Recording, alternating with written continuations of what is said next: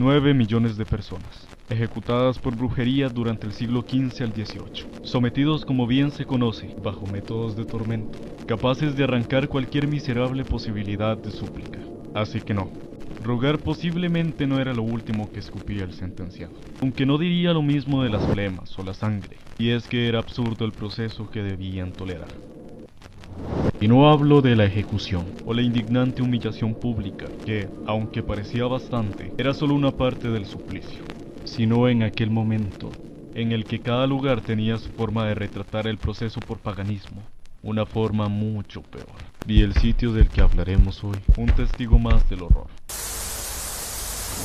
Y todo gracias a los personajes de los cuales les voy a contar. Pero antes de conocer estas dos personas, primero debemos entender una cosa.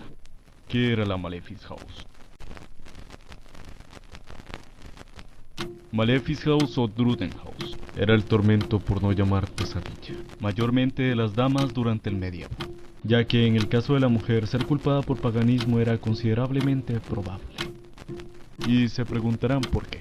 Bueno, aquella sociedad era dirigida mayormente por un gobierno teocrático, para los que no comprenden el término, por un gobierno dirigido bajo una religión, una que adoctrina e impone leyes como gobierno sobre la sociedad, leyes que eran basadas en los principios que tenía la religión, en este caso una con ideales conservadores, y una que en aquel momento notaba un problema.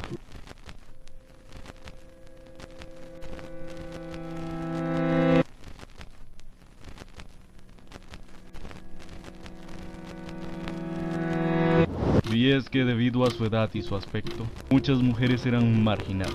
Por esto se veían obligadas a ganarse la vida, y en muchos casos su profesión era más que su perdición, ya que trabajos de fuerza o conocimiento violaban los principios a los que aquella mujer como ama de casa estaba obligada a cumplir con su esposo y su sociedad, lo que amenazaba gran parte de la heterodoctrina a la que estaba ligada la antigua Europa central. Y esto muy posiblemente una excusa para las autoridades eclesiásticas de poder asociar la marginal y autosuficiente vida de aquellas mujeres con fuerzas diabólicas. He aquí una de las razones de la ofensa conocida como bruja. A pesar de esta aparente preferencia, aquella cacería no discriminaba, pues tenía prioridades según la región, ya que se estima el 90% de muertes en Islandia eran masculinas, por ejemplo. Sin embargo, nos encontramos en Europa Central, específicamente en la Alemania del siglo XVI, con nuestras anfitrionas, las brujas, y desgraciadamente en el nacimiento de la Druden House, la gran prisión de Bamberger, orientada al procesamiento por brujería y necromancia, que contaba con una cámara de tortura, en la que sometían a los acusados, y en la que curiosamente la mayoría del tiempo eran declarados culpables, tras el continuo y minucioso martirio. Las causas solían ser muchas, y pocas no eran absurdas, pues nunca falta el personaje que pierde el tornillo.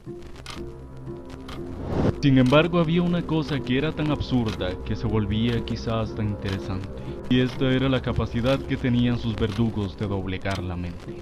Pues, a diferencia del juicio convencional, aquí el individuo no era condenado hasta que no declarara lo contrario. Y como sabrán, a diferencia, este estaba obligado a declararse culpable. Porque aunque los escrúpulos eran pocos, la ley y el fanatismo estaba por encima de todo.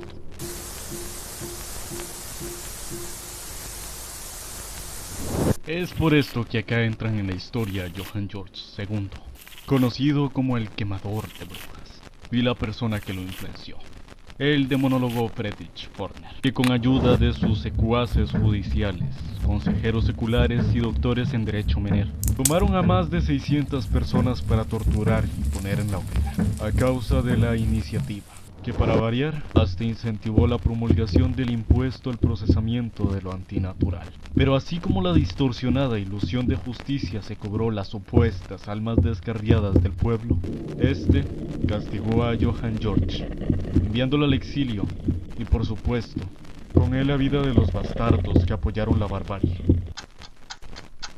Luego de lo que se estima fueron alrededor de 500.000 condenados.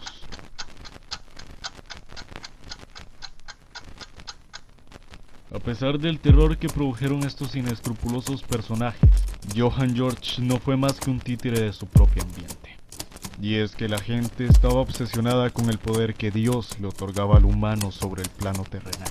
Y sobre todo el poder que aquel hombre conocido como el quemador de brujas vio a través del absurdo y supersticioso privilegio divino. Porque para Forner significó una oportunidad de obtener lo que probablemente el humano siempre busca: la riqueza. Dejo la conclusión a tu criterio. Intrigado, espectador.